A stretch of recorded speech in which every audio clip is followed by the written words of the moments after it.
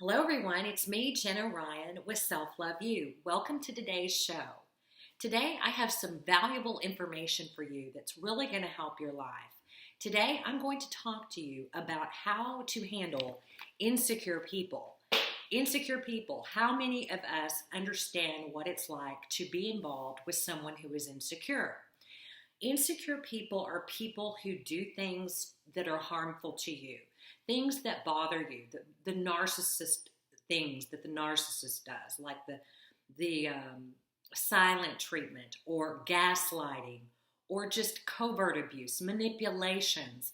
All of these things describe an insecure person, someone who is not secure in themselves, and so they have to try to get their self-esteem, their security from you. And we're going to talk about how to handle these people inside yourself, and so that you can properly deal with these people and put them in the right perspective and heal from any wounds that you have in the past. There are two types of insecure people. One is the type that lashes out and harms others.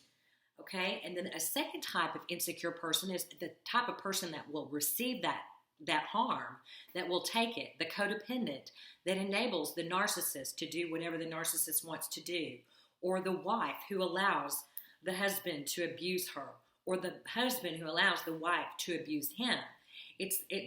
There's two sides of the coin. You have the abuser and you have the abused, and the abused is submitting to abuse just simply because he or she may have grown up in that environment. So the point being is that insecure people are people who are not secure in themselves. They do not have a sense of self, in many cases whatsoever. A sense of self being a sense of who you are, a sense of being connected internally to who you are. Insecure people are they're completely motivated and guided and driven by the false self, which is conditional. It's not true. So they're constantly trying to get conditional love. And so what they have to do is they have to take it from other people because they don't feel like there's enough for them. So they take it by force. And the people who are insecure and lowly, well, they just allow other people to put them down and put them. It's kind of a sadomasochism. It's like a dance. It's like a codependent dance or just a dance. And so basically, people who are insecure will do things to you. And what happens is if you've been wounded in childhood, which many of us have just because of their traditional child rearing practices that have gone throughout the ages, many of us are abused in childhood. And I don't like my hair like that. Okay, so we'll just leave it like that. Many of us are abused in childhood, and if you were, then you may have a tendency to believe the lies or the abusive behavior of an insecure person. So let's say an insecure person does something to you, like the silent treatment. Or let's say the insecure person goes out to dinner with you and begins to rub it in your face that, something that they know that you want that you don't have, and they rub it in your face, or they rub in your face that they just lost 10 pounds and you feel like, you're bloated, or they rub it in your face that whatever, okay? They rub their success in your face, or their material, they feel more superior to you, they rank you because they have more material things, or they try to put you down, your ideas. You know what I'm talking about, insecure people.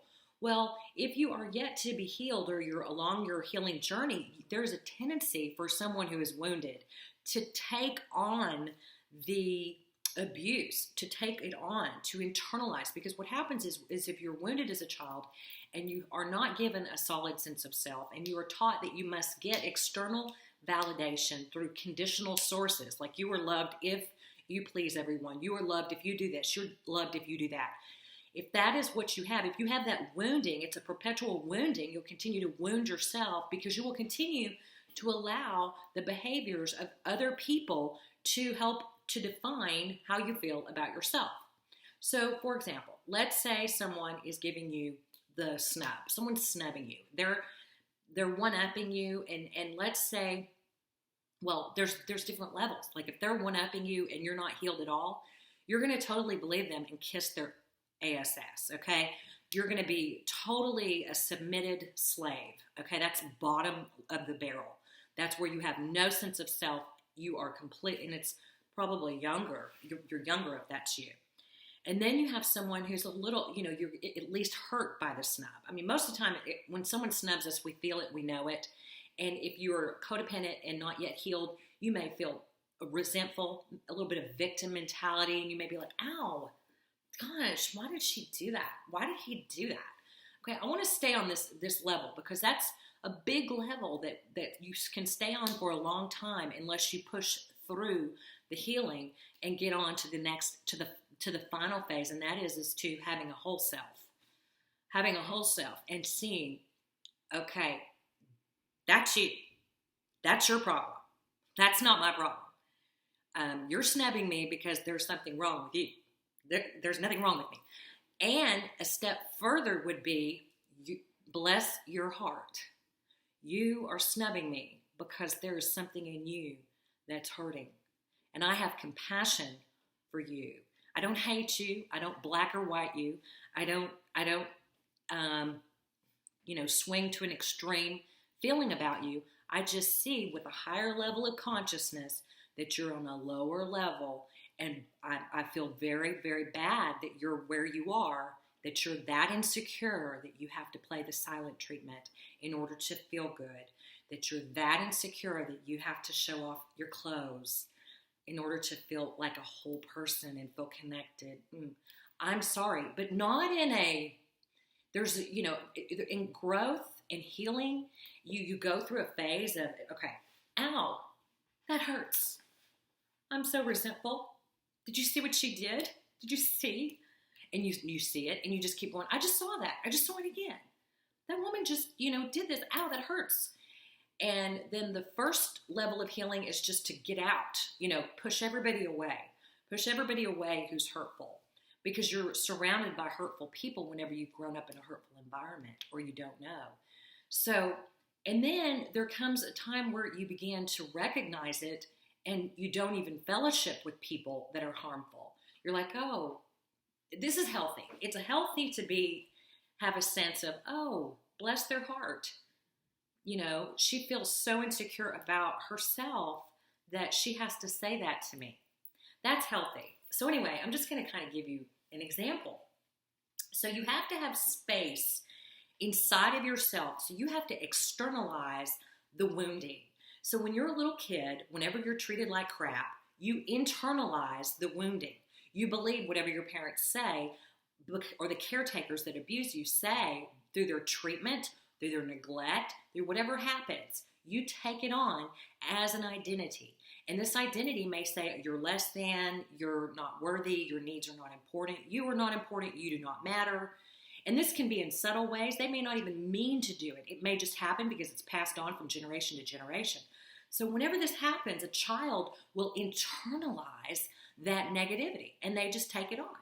Internalize it means that they take it on, they wear it, and that becomes their identity, this false self, this untrue, this is not true, but they put it on as if it were true. And then they go out into the world and our brains are set up so that we will do whatever we can to confirm what we believe about ourselves, our core beliefs. So we go out and we confirm it by allowing ourselves to be in the presence of people who treat us like dirt with insecure actions.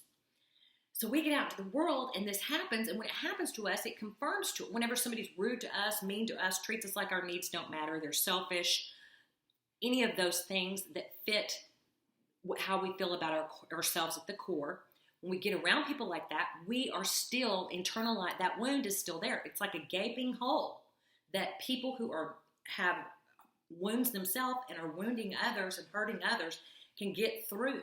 So it's like a part of yourself that's just open, that thieves can come in and get to you.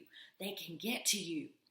And so that means you're insecure. That means you have a weakness. That means you have a part of yourself that doesn't understand who you really are and how you don't need this person in your life and how you don't need their validation and how the wounding that occurred to you when you were a child is actually externalized. So that's the whole issue of healing from child abuse or healing from abuse that we go through any kind of abuse from unconsciousness, let's say healing from unconsciousness, is about externalizing what we've internalized, externalizing the fault. Like a child believes everything is her fault or his fault. That's because the child's brain is small and it's not developed. So it takes on everything.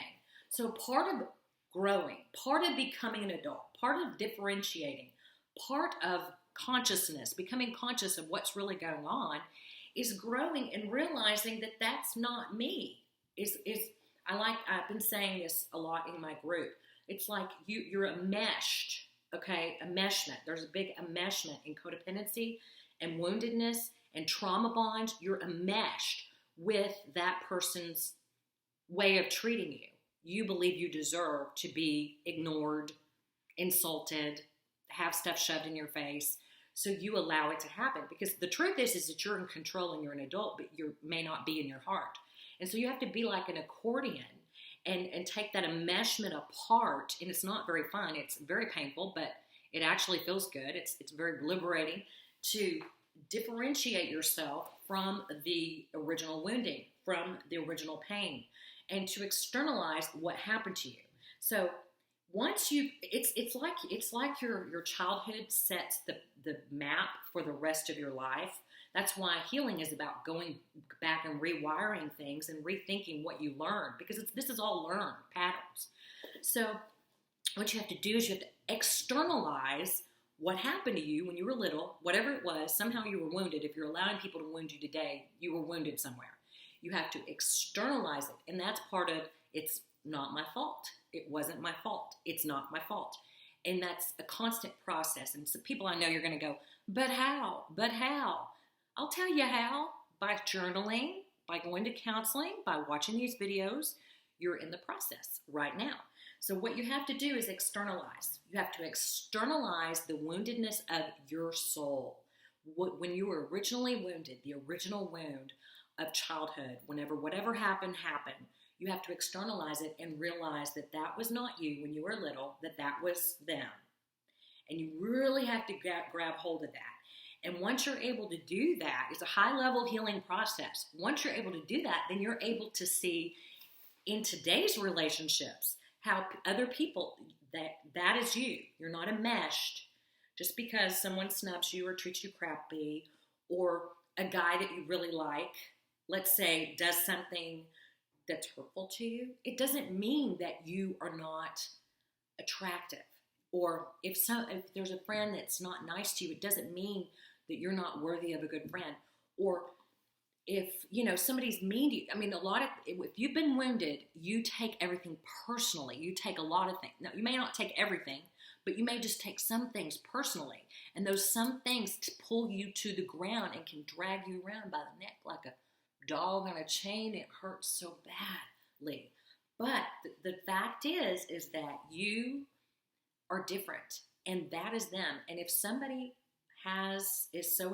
there was this person I was engaging with, and I'll never forget, I had done enough healing that as this person was talking to me and being very insecure, acting very strange, okay, and I'd hung around this person before, and I knew something was hurtful, but I really couldn't, there wasn't any space between this person's actions and my feelings. So once you heal and you begin to unfold the enmeshment and begin to separate and begin to realize that it is not your fault. Once you realize it is not your fault, then you're able to have some space. And so I'm sitting here having this conversation with this person that I've had many times in the past, and this conversation that has been hurtful in the past. And I just thought to myself in this little space, I thought, wow, this person must be really insecure to have to say that. Now, this is somebody that has hurt me before in the past. And rather than being hurt, I was able to say, wait a minute, this person must really be insecure to have to do that. And being able to go through life with this new skill, I'm not completely there yet, but I'm close, of being able to, anytime someone does something, not internalize it, but see it as their thing. And I'm here to tell you, I'm not perfect. I'm not done yet in my healing journey. I mean, it takes work, and I'm still in the middle of working on some things. But one of the things that I've recently overcome that's so beautiful and amazing is knowing that's not me, that's you. And really knowing it and stepping back from it. And the more I recognize it, the bigger steps I can take back. And the more space that I can have in between that person's actions and my feelings, there's a protective zone. I have a lot of protection and I don't get hurt. And guess what? There's no hole. There's no gaping hole. You can't get through. You can't hurt me. And guess what else? I don't care what you think because I don't need your validation. I don't care. And it's just this beautiful place of I don't care. It's not me, it's you. And of me walking away if I need to, or me changing the subject, or me just not being hurt by other people and by their words and by their actions, and me pursuing things in life that are good for me, that feel good to me, not because I'm trying to get affirmation, not because I'm trying to get conditional love, but because it's part of my inner purpose, because it makes me truly happy. Living my life in this way, pursuing life from a true whole self that's not constantly being barraged with wounds or woundedness, I can live and be happy. And I don't have to deal with insecure people anymore. That was deep, huh? Sorry. For those of you who thought you were going to get like a real quick 1, 2, 3, that's not what we're going to give you here at Self Love You, right? So I appreciate your comments. Please share this video. Join us in the Self Love You group on Facebook. I really appreciate you listening. Subscribe. I'm Jenna Ryan. Until next time, I will talk to you soon.